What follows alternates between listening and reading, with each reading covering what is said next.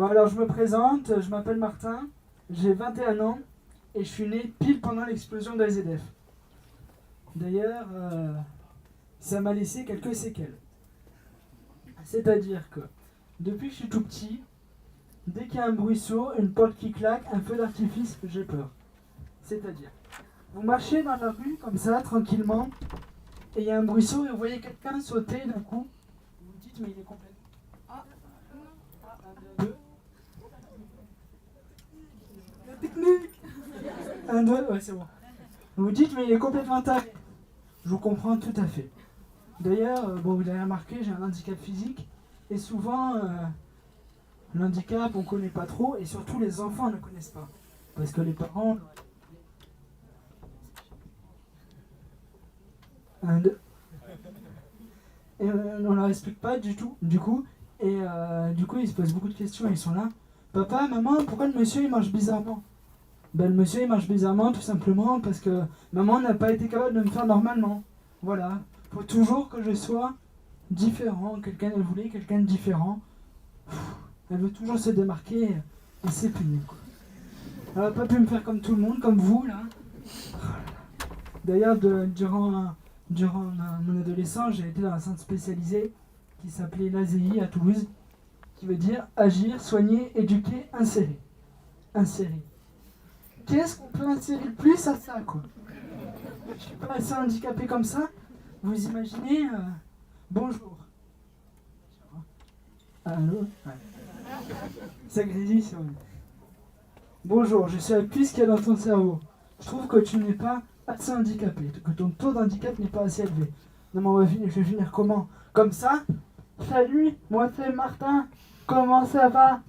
Non mais sérieux quoi. Déjà que je suis pas très droit, alors si on me rend encore plus handicapé, c'est pas gagné.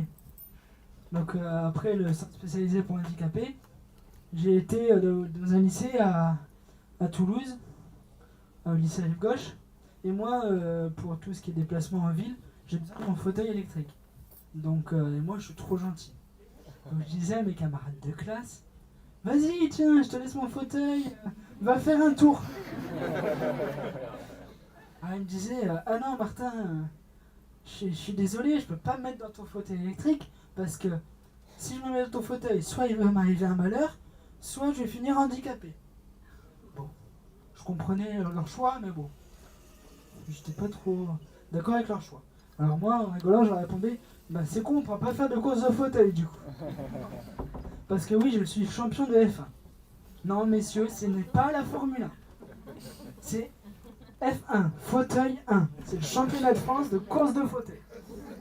Bon, j'ai pas trop de mérite parce que mes concurrents, soit il leur manquait un bras, soit il leur manquait les deux bras, soit il leur manquait une jambe, soit il leur manquait les deux jambes. Pas pratique pour conduire un fauteuil. Donc comment ils conduisent? Avec leur tête, comme ça pour avancer, comme ça pour reculer, comme ça pour tourner à droite, comme ça pour tourner à gauche. Franchement, pas pratique.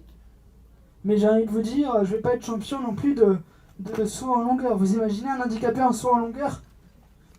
Ah, merde, ma jambe. Oh putain.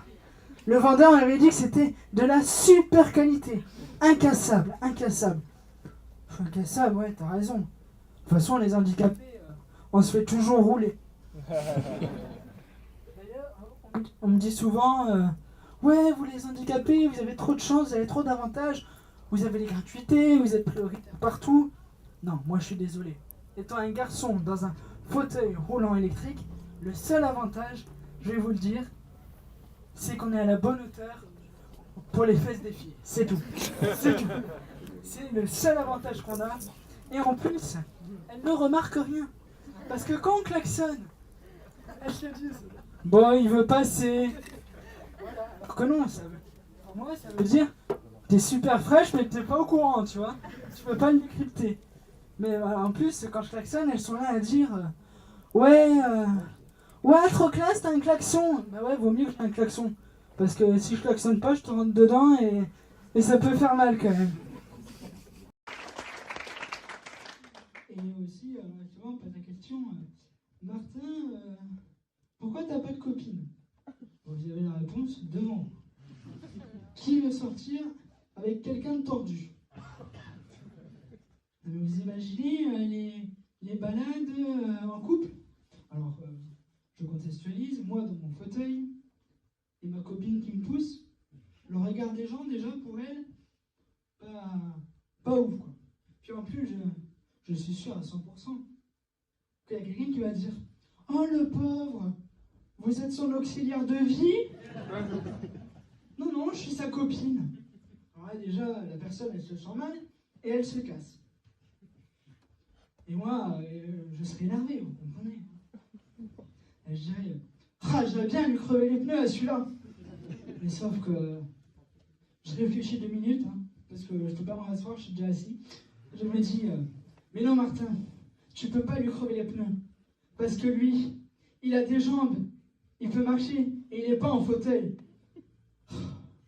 Quel enfoiré. Une fois, alors c'est une anecdote récente, je me baladais dans Toulouse, j'étais allé voir un spectacle d'une humoriste, une handicapée, donc une collègue, et je vois une marelle. Donc j'étais à côté d'une école et je vois une marelle. Mais la marelle, ouah, super, toute mon enfance. Non, non, je déconne. Vous avez déjà vu un handicapé faire une marelle sans déconner? Non, mais imaginez la scène. Ah, boum, je tombe. Je recommence. Pareil, je tombe. Et là, d'un coup, je suis sur la dernière case de la marelle, celle où on a les jambes comme ça, là, écartées. Et là, il y a ma voix intérieure qui me dit « Martin, mais t'as même pas fait la marelle. » Et là, je dis « Ah bon, comment ça? Comment ça, j'ai pas fait la marelle ?» Il me dit « Mais non, Martin, tu as fait le tour de la marelle et tu t'es mise dans la dernière case. » Et là, je me suis dit « Oh là là, si même les handicapés, on peut plus tricher à la marelle. » Franchement, moi qui pensais que c'était un nouvel avantage d'handicapé, ben pas du tout. Et avant de vous laisser, selon vous, qu'est-ce qu'un couple de personnes en fauteuil roulant font lors de leur relation personnelle? Ben ils s'enroulent. Parce qu'ils sont handicapés, ils sont en fauteuil, du coup ils s'enroulent. Voilà, merci beaucoup. Avant de vous laisser, je vais vous raconter une anecdote qui m'est arrivée là, il y a pas longtemps. J'étais au McDo au Vieux-Port.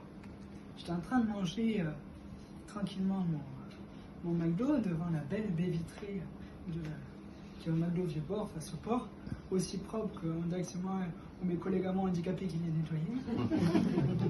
Et là, d'un coup, je vois sur la terrasse deux mères de famille avec environ 6 marmots chacun. Et là, elles commencent à se battre. Je me dis, oh là là, qu'est-ce qui se passe encore? En plus, les marmots qui braillaient, j'avais envie de leur dire, oh mais taisez-vous un peu, je veux savoir ce qui se passe. Et là, je me dis, comme dit Koffs dans Bonne Organisée, il dit, nique tes morts sur le Vieux-Port. Ben là, les deux mamans, les seules choses qu'elles ont niquées, c'est leurs faux ongles avec la bagarre et 40 € pour aller se faire poser des nouveaux ongles chez le pédicure. C'est manuel. Et vous savez ce que c'est la hantise des personnes en fauteuil manuel? Les crottes de chien. Non mais c'est vrai, à peine on roule, il y a une crotte de chien. Et en plus, non, la crotte de chien, elle n'est pas sur le côté du trottoir. Elle est en plein milieu, sinon ce serait trop simple. Et là, moi je m'énerve, je me dis, punaise, le trottoir, c'est pas un trottoir. Je sais que ça se ressemble au niveau des mots, et que visuellement, ça se ressemble aussi, surtout à Marseille. Mais bon, quand même, franchement, je sais pas, les chiens, ils peuvent pas avoir de lunettes comme les humains, comme tout le monde, pour regarder où ils chient. Franchement, ils peuvent faire un effort. Au lieu de chier au plein milieu, ils pourraient chier sur le côté. Mais non, ils préfèrent chier en plein milieu. Et nous, franchement, les personnes comme moi, en fauteuil roulant, ça ne nous aide pas parce qu'on s'en met plein les mains. Et j'ai envie de le dire, ça nous met vraiment dans la merde.